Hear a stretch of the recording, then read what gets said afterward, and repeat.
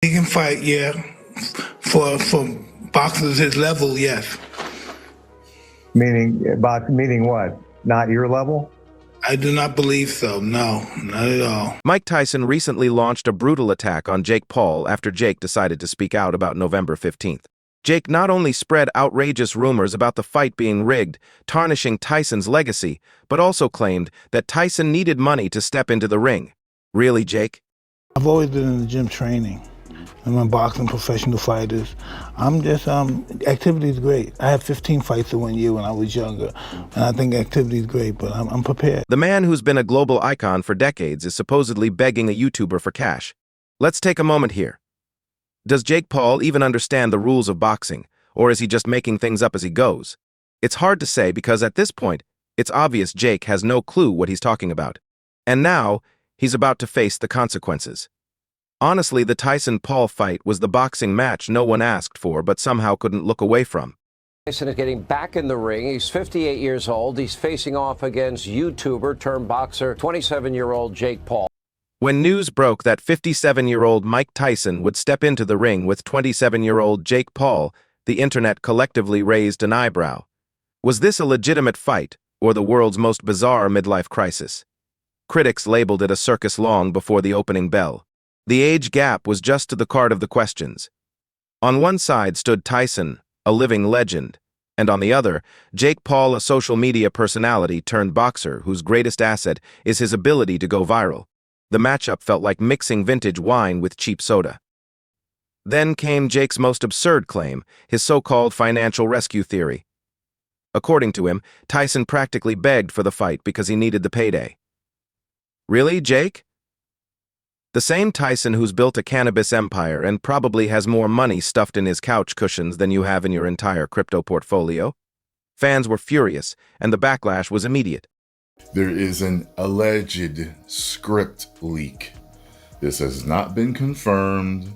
Take it with a grain of salt. No one knows if this is real. Just when the fight hype was starting to fade, the so-called script leak surfaced, and it wasn't some random Reddit rumor. This was a fully detailed, round-by-round breakdown of how the fight was allegedly planned to unfold. According to the script, Tyson would start strong with his iconic bob and weave style, Jake would weather the storm, and by round 5, Tyson would hit the canvas after a perfectly timed right hook. Sound like something straight out of a Hollywood writer's room? Fans couldn't believe how specific the leak was, or how disturbingly close it came to reality. Tyson did seem slower, Jake appeared more precise. And even the detail about Tyson getting cut above the eye mirrored what actually happened. Suddenly, the fight felt less like a genuine boxing match and more like WrestleMania with better marketing. That love Mike, and despite what he said in that interview with the girl about the legacy, we love him and his legacy. Meanwhile, Tyson remained unusually quiet, no furious denials, no public outbursts. It was almost as if he was letting the chatter build, or perhaps trying to figure out who leaked the plot twist. If a contract with a non-disclosure clause really existed, someone was in serious trouble. But Jake, being Jake, couldn't resist running his mouth. On his podcast, he casually claimed he held back during the fight to avoid hurting Tyson because, of course, he was the real threat. This little comment blew up faster than one of Tyson's iconic uppercuts. Was Jake admitting the fight was staged? Was he just boasting? Or, even worse, was he too clueless to realize he might have just exposed a career-ending secret? At this point, the Tyson-Paul fight transcended mere controversy. It became a legend for all the wrong reasons. Fans weren't just questioning the match, they were rewriting the entire storyline in their heads. Exactly. I started, to matter of fact, thank you. I started Jake Paul off. Mike Tyson's patience finally snapped faster than Jake Paul's claims of being a legitimate boxer. After weeks of enduring rigging accusations and watching that absurd leaked fight script spread like wildfire, Tyson decided to respond. This time, it wasn't with his fists. In an interview with Fox Sports Radio, the former heavyweight champ shut down the rigging rumors, firmly declaring it was a real fight. He didn't just say it, he practically growled it, daring anyone to suggest that taking 78 punches was part of some grand conspiracy. Tyson wasn't simply brushing off the accusations, he was visibly seething. His point was simple: you don't fake waking up the next morning feeling like you've been run over by a cement truck. Look at my life as a legacy. Legacy to me means ego. Who the f It's about my legacy. I'm going to be dead soon one day, but he's not going to win. This wasn't just about physical pain. Tyson's real fury stemmed from what the rigging rumors were doing to his legacy. To him, it wasn't just an insult, it was a slap in the face with brass knuckles. His legendary status now seemed tarnished, marked with an asterisk, all because of a viral fight script that read like a rejected scene from a Rocky sequel. Behind the scenes, the whispers only grew louder. Insiders claimed there was a non-disclosure agreement. Involved the kind with bold, all-caps legal warnings that scream, "Do not mess with this." If true, it would have barred anyone from hinting the fight was anything less than 100% authentic. Yet Jake Paul, true to form, couldn't resist playing fast and loose with the facts.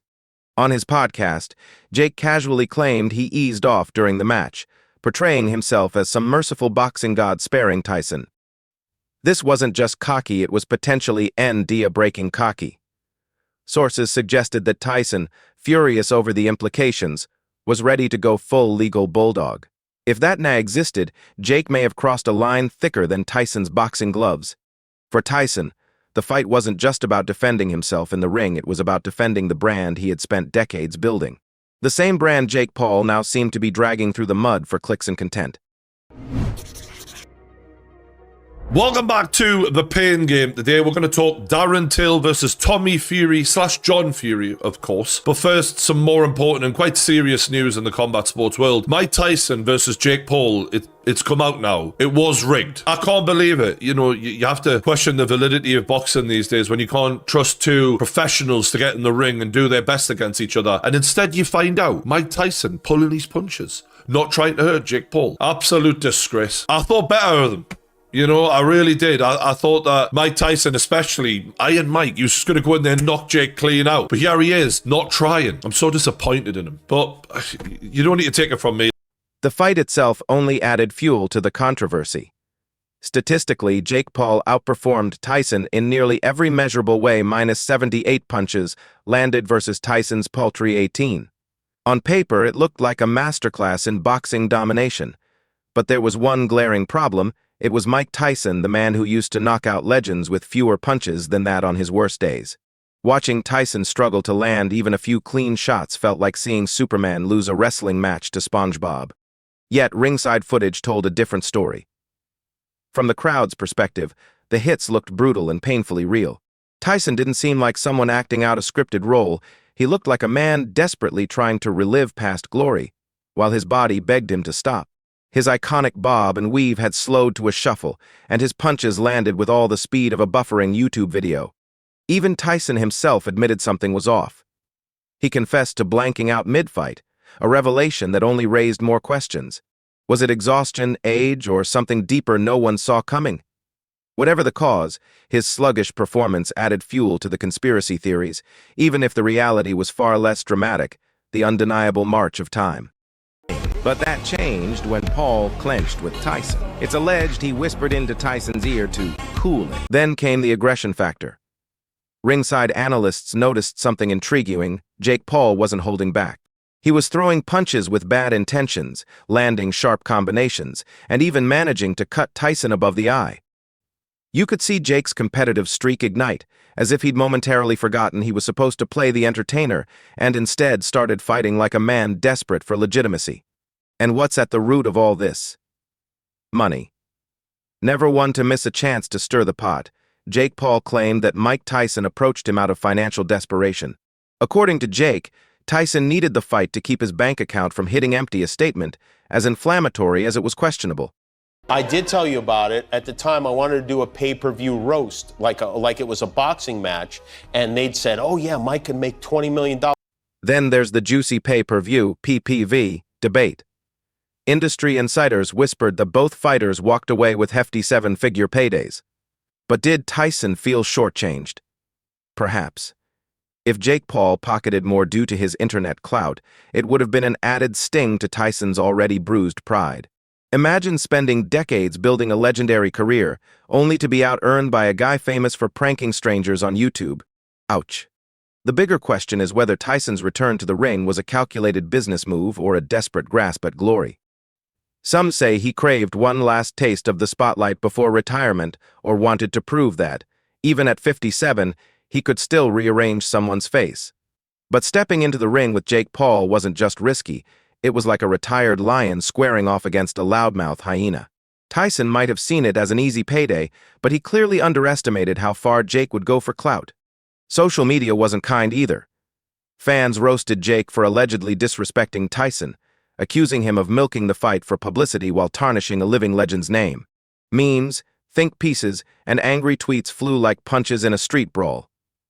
In the court of public opinion, Jake wasn't just the villain, he was the final boss of boxing trolls. Reason and one reason only, and that is the money. He's getting paid so much money to do this, so that tells me he's getting bought. So again, it is sad that someone like Mike Tyson... Rumor has it, Tyson didn't just walk away from the fight, he stormed off, leaving behind a trail of blistering words aimed squarely at Jake Paul. Insider sources claim Tyson delivered a verbal knockout during a private post-fight conversation, telling Jake to stop ruining my legacy and keep my name out of your clout-chasing mouth. Classic Tyson, sharp, direct, and ready to bite back. There's even speculation that Tyson's team is considering legal action for potential contract violations. If Jake really did hint at fight fixing on his podcast, he may have broken the golden rule of celebrity fights. Don't talk about the script. Tyson's lawyers are reportedly keeping a close eye on the situation, prepared to take action if Jake keeps running his mouth. So, what does all this chaos mean for the future of boxing? Has the sport crossed a line where hype and headlines matter more than skill and legacy? Can boxing survive when fights start to feel more scripted than spontaneous? And, most importantly, how long before fans stop tuning in altogether, tired of wondering whether they're watching a real contest or just another pay-per-view soap opera?